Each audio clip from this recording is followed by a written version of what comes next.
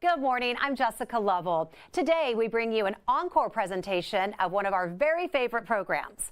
We'll still be live with you this summer, Monday, Wednesdays, and Fridays, and then come September, we'll be back with our regularly scheduled programming. Until then, enjoy this encore presentation and make it a great day.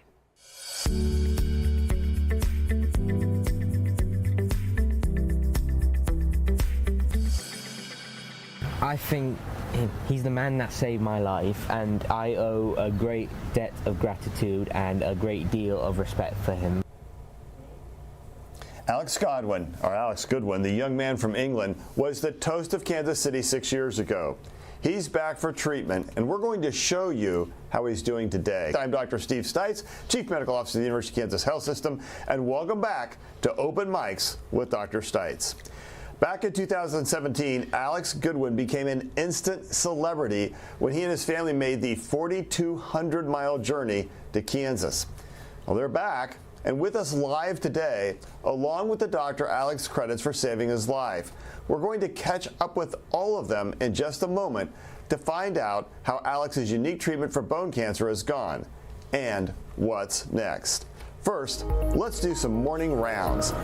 We're getting our first look at a brand new SUV, I want this car by the way, that will be rushing doctors to the scenes of emergencies. That means patients who are having the worst day of their life can get the best possible care started before they get into an ambulance. That's right, doctors going to the scene. You know, we're kind of like making house calls again. Well, let's meet two doctors who will be responding to emergencies in this SUV.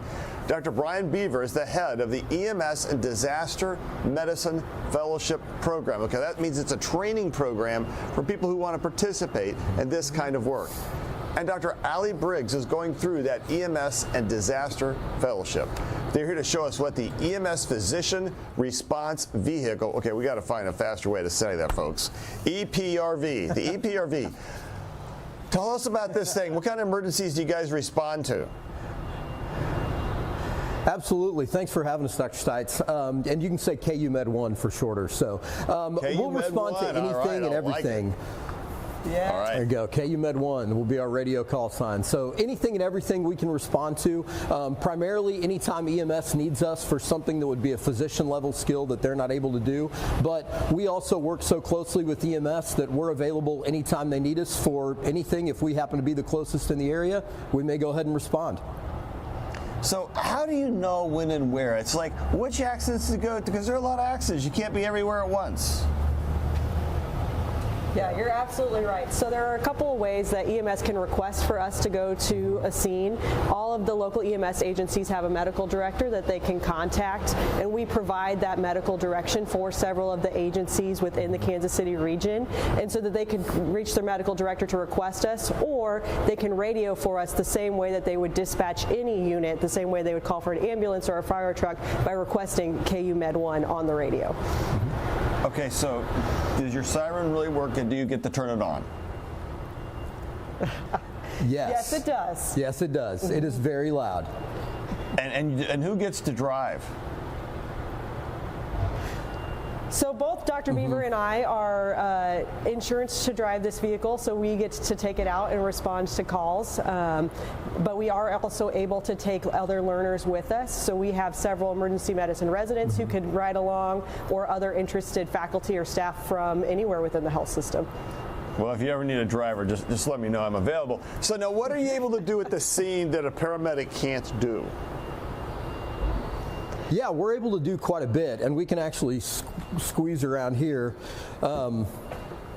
So we carry, the basic equipment that we need if we're first on scene for something, but then we also carry specialized equipment. So for things like if there were an entrapment that needed a field amputation, or, heaven forbid, a perimortem C-section, we're also available for things like mass casualty incidents where we could actually triage, treat on scene, and clear people from the scene, keep them from having to come to an already overwhelmed, potentially health system. Paramedics are very skilled. They're able to do a lot of procedures, but all of those procedures fall within protocols that are written by the medical director, who is a physician working with them.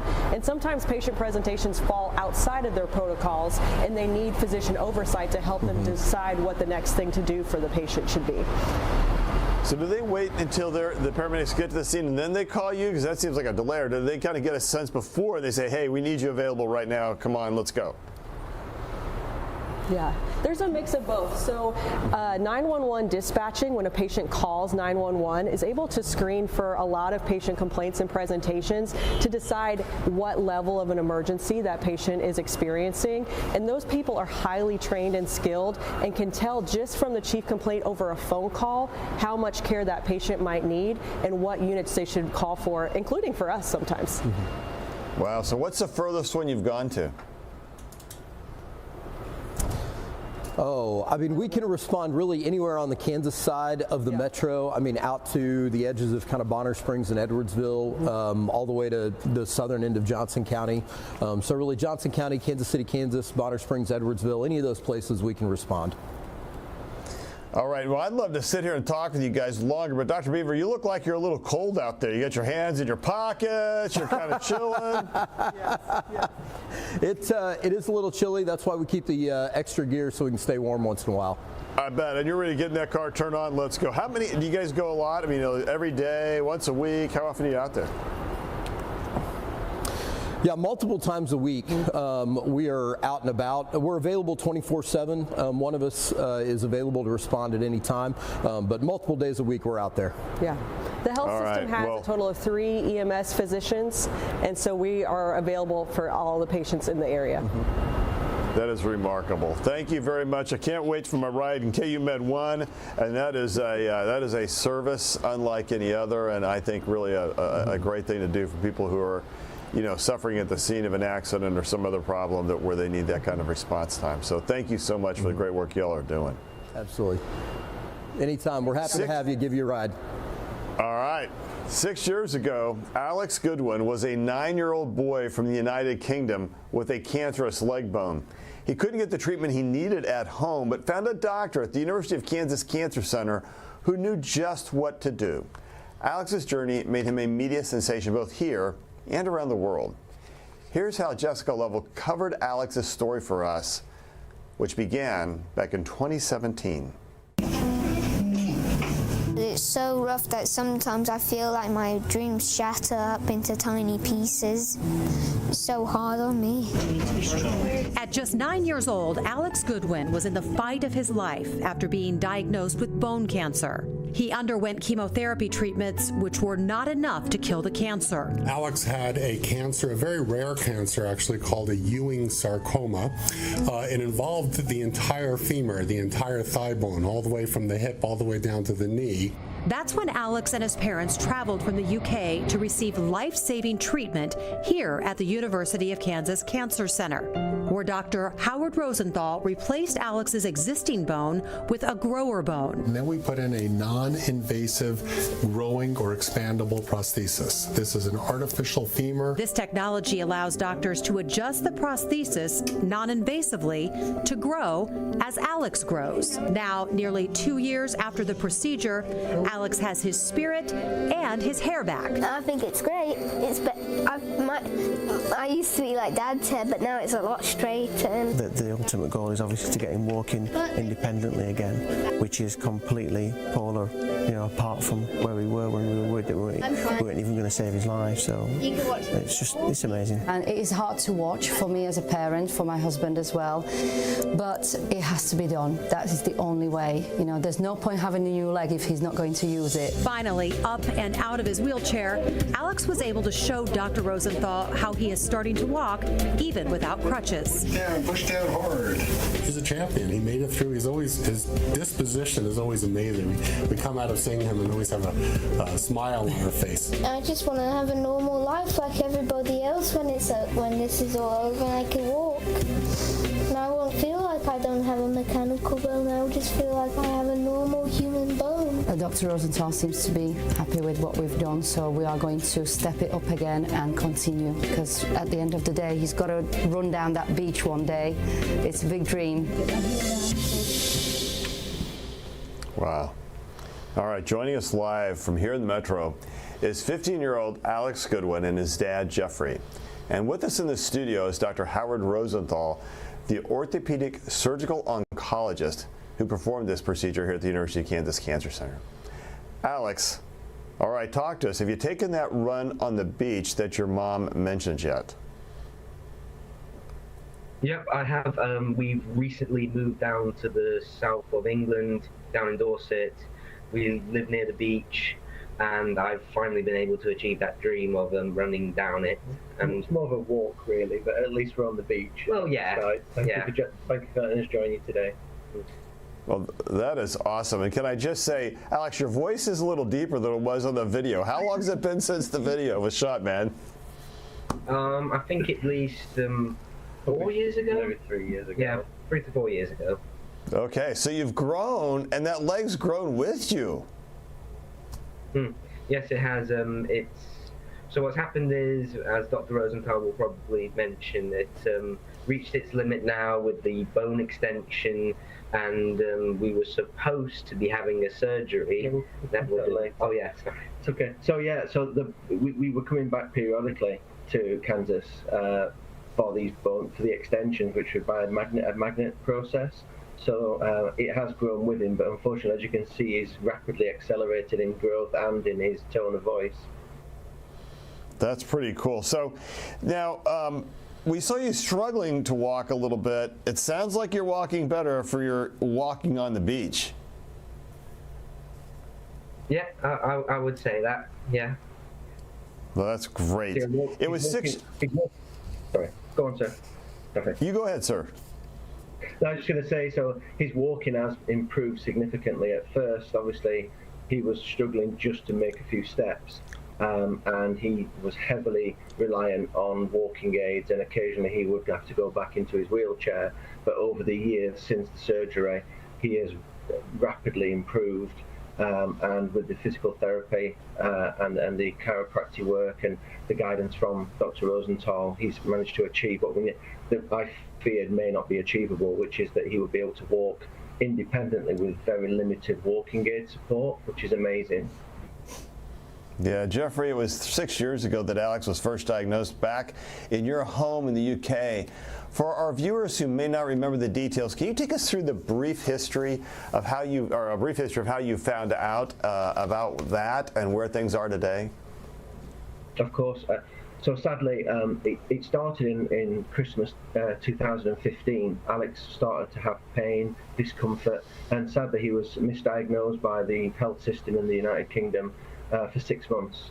And by the time they finally discovered that he had this rare form of cancer called Ewing sarcoma, which you touched upon earlier in the report, they said sadly that they couldn't do anything for him. It had metastasized into his hips, and they would just make him comfortable until the end. Which is something that as a father I could never ever accept. So I took a huge process in hand, and we discovered KU, we discovered Kansas City and KU, and there was a glimmer of hope that there may be an opportunity for us to get the treatment that he needed there through the pioneering surgery that you guys were doing at the time, and Dr. Rosenthal was spearheading. So we managed to raise the funds to come over with a tremendous amount of support from people in the UK, people in the United States, and the rest of the world, really. And Alex had a social media account that we still use. He's got 44,000 followers on that social media account, where we passed the good news messages over. And we came over, and frankly, without putting too fine a point on it, you guys saved his life for me, and I'll be forever in your debt and truly grateful.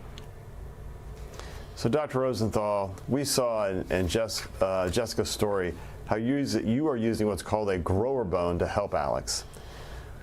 Walk us through what that is and look at it back over the last 6 years. Talk to us about what's going on here and how this works. And I mean, this is approximately a very big deal. Yes, this is technology and the way we want to progress it. Realize that when a 9-year-old child comes to us with a cancer that is a limb-threatening type of a cancer, so not only are we dealing with a life-threatening issue, but we're certainly dealing with a limb-threatening issue as well. We know that for Ewing sarcoma, the primary treatment being surgical resection and chemotherapy, that we can do. The problem is how do we reconstruct the leg? In Alex's case, his cancer went all the way up to the cup of the hip, or the acetabulum, so even an amputation at the hip level would not have given us good, clear margins. He presented with a very aggressive form of the disease, and we had to deal with, again, the removal of all of the disease, but then the reconstruction. So we have ways of reconstructing a limb with either bone transplants or artificial prosthetic limbs. But the problem is you've got a 9-year-old child that's got several years and feet of growth to go. Metal and transplanted bones do not grow. So this prosthesis is what we call a non-invasive expandable prosthesis. A non-invasive meaning we don't have to go back into the patient to lengthen it. We administer a electrical, or actually an electromagnetic current, and the prosthesis grows. So Alex would come back from England every 3 months for a couple of years, and we'd apply a circular, it looks like a small MRI scanner over his leg. If you notice on the video, I was actually listening with a stethoscope to his ankle. What I'm actually listening for is the mechanism of the prosthesis, and we can qualitatively and quantitatively expand or grow his limb at the same rate that the rest of his body is growing. That is amazing to me. So is his cancer gone? So for Ewing sarcoma, the 5-year milestone, which he is well past, he's at 6 years now, is that final milestone. So I don't like to ever say that you are completely cured of your cancer. We are always going to be diligent and watching, and we will be monitoring him for at least a decade, and in all honesty more, because I just like Alex and his dad. But as of now, he has reached that milestone where there is no evidence of cancer in his body. So he gets to ring the gong in our office. That's just got to feel, he's got to ring the bell, and that has got to be the most remarkable thing for a dad and really for the patient to hear. I just sit here, I get a little weepy about just thinking about that. So now that Alex is 15 and obviously has grown a lot, does the grower bone still keep up with him, or what's next? So we just completed our skeletal survey as well as our scanograms, which actually measures radiographically the limb lengths, and we're really, really close. The other side's growth plates are essentially closed, so we're pretty much where we are. And in the old days, when I say old days, when we're talking about this prosthesis, I could be talking about last week, certainly last year.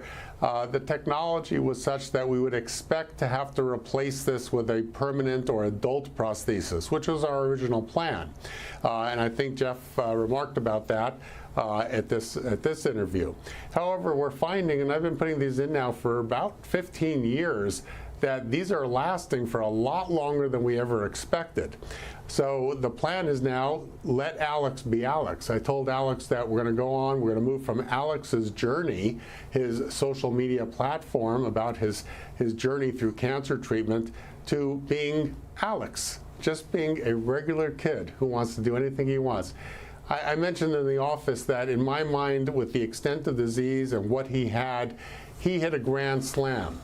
But I told him I can't say that because he's British. So I told him he hit a century, which is a grand slam in cricket. I was just going to ask him if he watches Ted Lasso and if he loves that show or not. And do you watch the Ted Lasso, Alex? No, I don't. I've watched it, and I'm aware of it, yeah. Aware of it is not exactly a ringing endorsement. We love it here in the States. All right. Alex, you were still a little kid, right? You were a little kid back then, and now you are a young man. Do you remember what you first thought when you heard the word cancer? And then, what did you think when you had to hear you're going to go to America for treatment? And did you know where Kansas was? So let's start with the first part. Talk to us about the word cancer. Well, still to this day, I understand the basics of the disease, the fact that it's mutated DNA, not DNA, cells in the body. And how did you feel when you were told that you had cancer? Devastated. As usual, any little kid wouldn't really understand, but I understood that from my parents' perspective, it was really bad, and I just didn't know what to expect of me. And what did you think about having to go to America? It was nice. I would say, with America, I've always situated the United Kingdom as my home, but it would be nice to visit other places outside of that that side of the country, or even that part of the world. So here, just be honest. Did you have any clue where Kansas was when they said we're going to go see Dr. Rosenthal? Pardon? Sorry? Oh, did you know where we were? I mean, Kansas City's right there in the middle of the country. It's kind of a long way from everywhere. No, at first I didn't know at all where it was, but I'm really happy that I came here. We've made some lifelong friendships here, and I'm forever in debt to Dr. Rosenthal and his amazing team for everything that they've done for me, and I just want to feel like I can help the city in a way, any way I can in the future. You know, I'll tell you, when you get those big hugs from patients like we saw early on in the video, there is nothing better because you know what a success that has been. Talk to us a little bit about what Dr. Rosenthal means to you. Well, he's a special person. He's very talented, a man of his craft, and overall just an amazing person, a joy to all his peers, and he's a great teacher to all of his students, and overall an amazing friend to everyone he meets. So Dr. Rosenthal, seeing his success, that's got to mean a lot to you. Well, I actually have told Alex also, because I really do appreciate your words and I feel it, and I've always said that part of the success of being a cancer surgeon is the thank yous, which are truly different from a regular thank you that we get from normal everyday activities, but are truly heartfelt. But I've always said Alex has actually inspired me probably more than I inspired him. And I really appreciate that from both you and Alex, you and Jeff, your dad, who has truly shown us what family is all about. Those are good words. Alex, your dad wrote the first book about you called Alexander's Journey, and we understand you're going to write the sequel. You're very well known on social media. How does it feel to know that you're an inspiration to so many people around the world?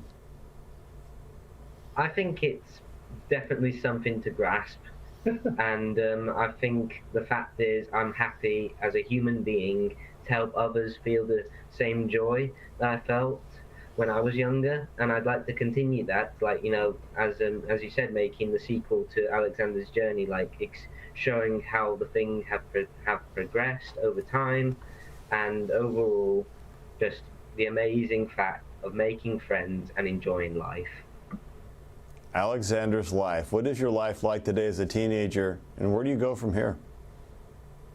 I have several plans in the future. I mean, thanks to my dad inspiring me, I'd like to become an author. I've got ideas in the works on, like, you know, a fiction story, and just to try and live life my own way, my way of living, and just enjoy the life and animals around me.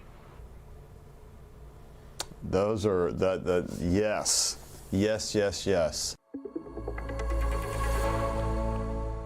Hawkeye, though, we made a big change here at KU, and it started this morning. I want to let our viewers know about that. We are moving to take off masks inside the health system. Yeah.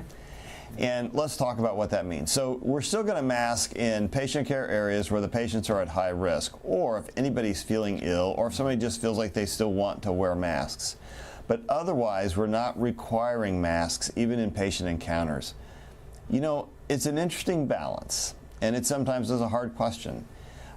There is patient safety, but patient safety can be defined both as a transmissible infectious disease, also our ability to communicate and see each other in full person. And I think there's always will be a balance, and we'll monitor this very carefully. If we don't really, and we've said this all along, because of masking, we haven't really transmitted COVID inside the hospital. We've watched that incredibly carefully. What we know, though, is that vaccination has made all the difference, right? Vaccination plus immunity gain through infection, but really stay safe vaccination, because we know even with the current COVID, or the current SARS-CoV-2 variants, that vaccination really does protect you from becoming really critically ill. So what we know is that so many people have been vaccinated and or infected, and sometimes multiple times, plus therapy with Paxlovid and Remdesivir. We're in a better place in the pandemic. And our ability to truly see each other is important. And so we're striking that balance between trying to stay safe. So if you go to a transplant area, you go to the cancer program, you go to our cystic fibrosis program, masking. But if you're other patients here, and for our staff, we are unmasking in most of our patient care areas. Yeah, and we are still highly recommending it. I don't want to speak for my infectious disease colleagues, but I have a feeling that most of us are still going to be wearing masks for some amount of time. I mean, it will take some time to get used to the change in policy for sure. But it is, it is safe, patient safe, employee safe, all of that. That is our biggest goal. So we do understand masking is still one of the most effective ways to stop the spread of diseases. Remember when we went into the freezer to demonstrate that, Steve? I do. It was a nice cold day, Hawk. Yeah. Hey, there's a big breath cloud right there. But when we had our masks on, the breath cloud disappeared. So I'm with you, and I think we will have to keep a look at that mask. Man, you had a big breath cloud. What is that? Well, I don't know. I might have had a lot of hot air, so I don't know. Some garlic or something. Maybe I had lunch. So I think at the end of the day, we will monitor this very carefully. And again, it is a balance we've waited to do. We've been trying to strike it carefully. We've followed and we've watched what's going on across the country around it. And what I can safely say is that I believe this is the right time to remove masks, even in healthcare settings, as long as we're very careful in monitoring and make sure we don't see any increased transmission from staff to patients. At the end of the day, that will force us to put masks right back on. Yeah, I think that's the important point, is we do reserve that right. And of course, there will be some areas where we will probably likely always go straight back to masking, like in the respiratory viral season, in the BMT units, possibly the transplant units. We were doing that prior to the pandemic, so that practice will not change as well. And certainly we will work in close conjunction with all of our care team providers to find those best practices. And we know if anybody's symptomatic, there's no choice. Put your mask on. Because you may have, who knows what virus to transmit, and there are a lot of sick people wandering our hallways. So if you're symptomatic, you still got to wear a mask. Absolutely. Okay. Here's a COVID headline we want to mention. According to the journal Nature, an antiviral called I'm not going to say it, ensitrelvir. Yeah. Not bad. Shortened symptoms of mild to moderate COVID-19 by about a day. Yeah. And is the first drug to make a significant cut in the number of days people test positive for SARS-CoV-2. What do you think? Yeah, I think it's great. So first of all, this is a drug that has a similar action to what Paxlovid does. Right now, I think it's approved or maybe about to be approved in Japan. So it's not available here. We still need to do the research on it. But I think this study and this drug just lends more to the fact that we need to continue to have those resources put forward for research and development for this disease as well, and coming up with, second generation vaccines and better drugs to treat the infection, whether it's oral or IV. That is all going to be very important moving forward. This is one of those, and we'll kind of see where the rest of the study goes out, and what the data is and supports it. But I think anytime we can have more drugs to use for a disease, particularly for this disease, it's always going to be better. So I think we're optimistic that this will help. That this will help us, and we can use it in the future. Yeah, I agree. Yeah. All right, Jess, let's see if there's any reporter questions today. Not hearing any. We're going to. You go. Yep, let's go. All right, let's get to, well, I've got a nice comment for Dr. Rosenthal. Your patient, Jan, I guess she saw you yesterday. She jumped on this morning and said that Dr. Rosenthal replaced my hip and femur damage with myeloma. She's 81 years old. She's doing really well and enjoying her great-grandchildren. So I think that's a big thank you to Dr. R, as she says. So just wanted to share that with you. Mm-hmm. We actually compared the number of grandchildren that each of us have, so it was a very pleasurable type of experience. Yeah, these types of prostheses or reconstruction options that we have now are truly remarkable, allowing patients to get back to normal lives with both their legs functioning well, and it's really gratifying to see. Yes, comparing grandchildren, that is a good sign. Question from Joe Ellen, and this is to Jeff. And Alex, just wanting to know, have they made, I already know the answer to this, but have you made a lot of friends outside the medical community here in Kansas City? Have you been able to explore KC, and kind of what's your favorite thing? And I know it's the barbecue. I already know that answer. We've made a tremendous number of friends, haven't we? Yeah. Here, friends that we'll treasure for life now. But we've seen lots of interesting things here. The World War I Memorial is somewhere where we like to go, and you like the TWA Museum as well. Yes. So we've been lucky when Alex lived here for almost a year. We went to Kansas City Zoo. Obviously, we've been following the Chiefs, and we've been lucky enough to go to Arrowhead a few times. So, and we've met Patrick Mahomes. Just thought I'd throw that in there, who seems to be a really nice chap, and just completely immersed in the culture here and made lifelong friends. That's a pretty big deal. Can I just ask a question, though? Did you shake Patrick Mahomes' hand, Alex?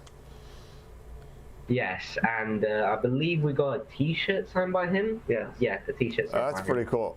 So I shook his hand one time. His hands are giant. Yeah, they engulfed me. Yeah.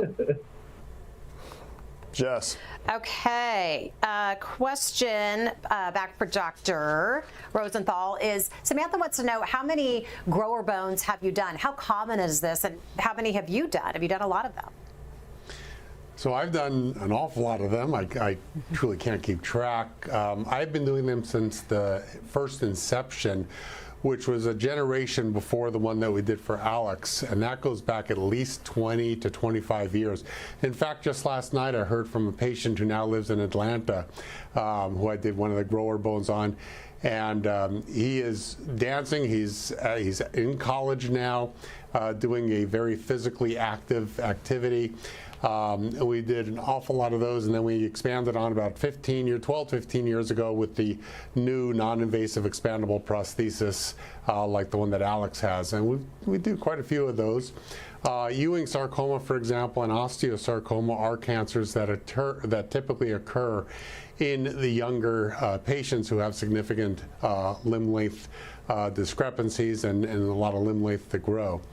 In the older days, we used to do more rotation plasties, which is where we turn the leg around and lengthen it to essentially a long below knee amputation on a little stilt, which is also a very good operation, purely biologic. But nowadays, I'm doing more of these non-invasive growing prostheses. They're working out remarkably well. Wow. Jess? So I have one last question, and it's from Ruth Ellen, and I'll end with this based on the announcement that we made today about masking. But she wants to know about removing the mask. Will there still be questions to patients about COVID exposure or having COVID, and how many days after COVID should she keep her appointment? She says she's coming up to an appointment, but she's just coming off from having COVID. Just wants to know if she should keep her appointments and if those questions will be being asked over the phone. You bet. And we can't answer those questions. The answer is yes. You still keep your mask on. Yes, especially if you're after 10 days, Hawkeye, you should keep your appointment. Yeah, absolutely. And you know, we are working on those lines of questionings and those processes and protocols as well. We had modified them a little bit. Obviously, the masking situation now will then give us an impetus for modifying those questions and those processes even further in those areas such as clinics. So I've got another question for Alex there. Now, so Alex, you know, the Chiefs happened to win the Super Bowl, and I know that's not as much as the World Cup, except maybe to me. But when they won the Super Bowl, it would have been like, what, 4:30 a.m. your time? Were you watching the game? Part of it. Yeah, a part of it. But we fell asleep.